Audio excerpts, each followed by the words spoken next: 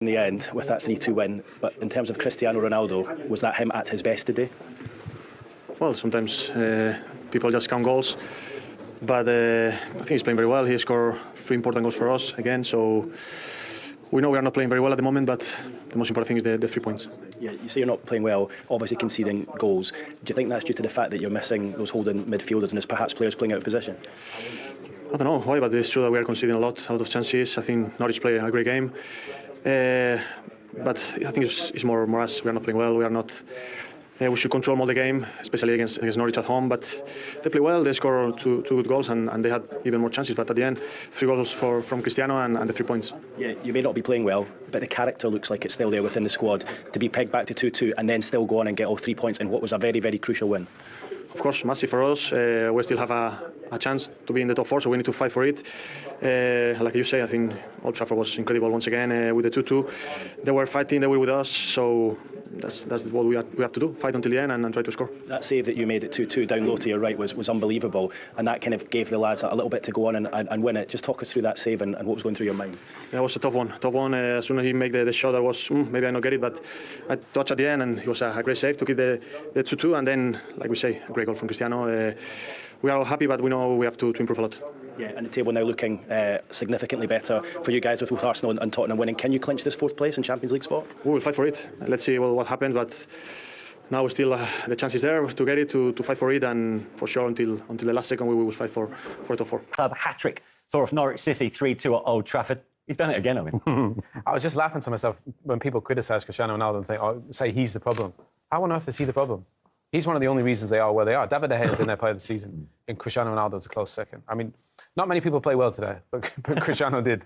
And when you got a goal scorer at the top of the pitch, you get you out of trouble. I mean, that game could have been anything, but Ronaldo gets the job done. We know that, and credit to him. He just showed these huge and big moments. On the flip side, where would they be without him? Well, they mentioned a stat that he's got 13 points alone for the winning goals that he scored for them. And that's what you get from Man United. It's something, I know we'll speak about them later, but that's exactly what Arsenal need, because if he wasn't playing for United, they'd be nowhere near where they are. And that's what you pay for. And that's what he's delivered. He's amazing. He's amazing. Absolutely superb. I mean, some of the goals that he scores, he's always there or thereabouts, you know what I mean? And whenever, as you said there, people write him off and say that he might be the problem, just scores goal after goal. It's like he's always got, for someone who's achieved as much as he has, he plays like he's got a point to prove every single time he steps onto the pitch. You have to rub your eyes almost in disbelief to see that he scored 44 hat-tricks for Real Madrid, 3 for Juventus. And in fact, 2 of those 3 for Manchester United have come in back-to-back home games at Old Trafford, the last one being against Tottenham 2 months ago. Amazing. I mean, Manish, it's just, who would have thought Man United win 2 games in 2 months?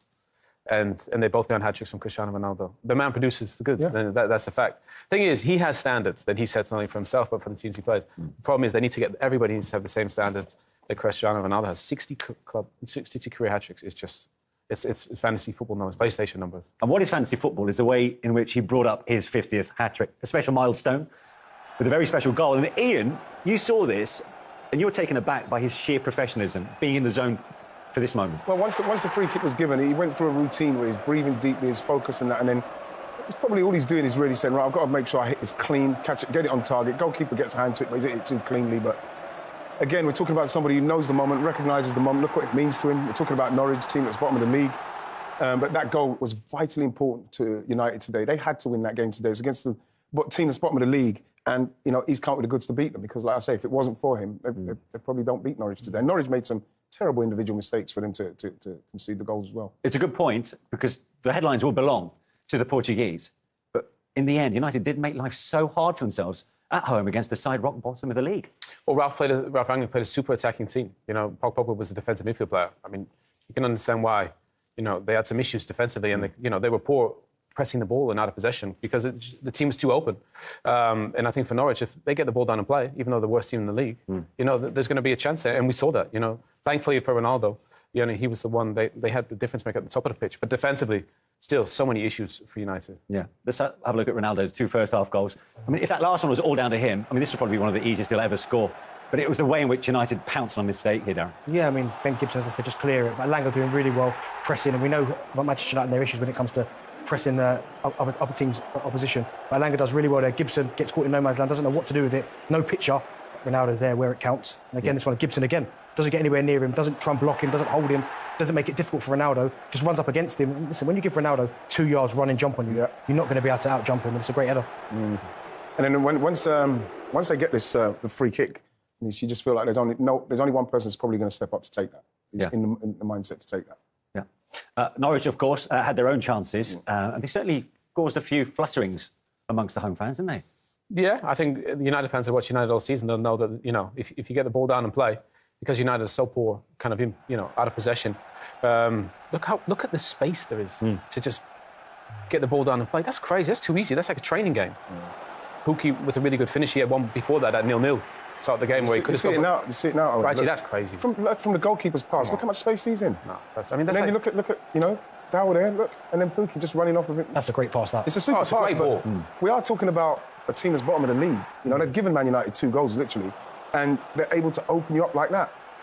You know, if they play like that against Liverpool, they're going to get absolutely... Yeah, but that is the point now, isn't it? I mean, you know, they go to Anfield on Tuesday, and... They're not playing, but they won't go with a team like that. No, it'll be more defensive. Yeah, absolutely. But no doubt he'll need Fred and or McTominay fit for that one. He needs at least one defensive midfielder to feature there shortly. And the rest. Yeah. You need more than one. Need two. And the thing is, the difference between Man City and Liverpool